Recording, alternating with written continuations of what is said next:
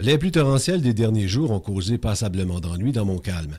À Saint-Calix, par exemple, la situation était critique sur la montée Mongeau, alors que le pont traversant la petite rivière à cet endroit a dû être démantelé avant de sombrer dans la rivière, forçant ainsi l'évacuation des résidents d'une dizaine de maisons. L'opération sauvetage a été menée par le maire Louis-Charles Touin, qui, devant l'urgence de la situation, n'a pas hésité à cogner aux portes des citoyens pour leur demander de quitter les lieux.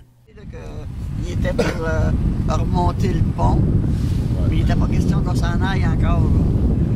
Okay. Après ça, M. le maire est venu nous voir et il a dit là, sortir parce que... évacuation, le total. Ah oui, on était déjà partis, nous autres, quand le pont.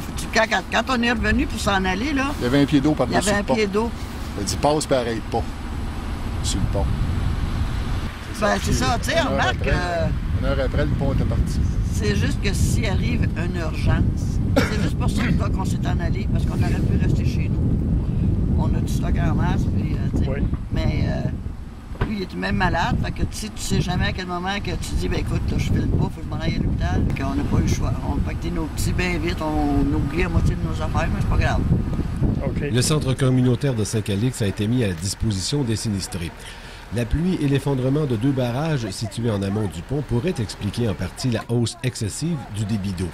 L'entreprise Les Clôtures spécialisées de la Valtrie, responsable de la mise en place de la structure, a indiqué que le pont temporaire serait remis en place et que la base de la structure serait plus haute afin d'éviter d'autres problèmes.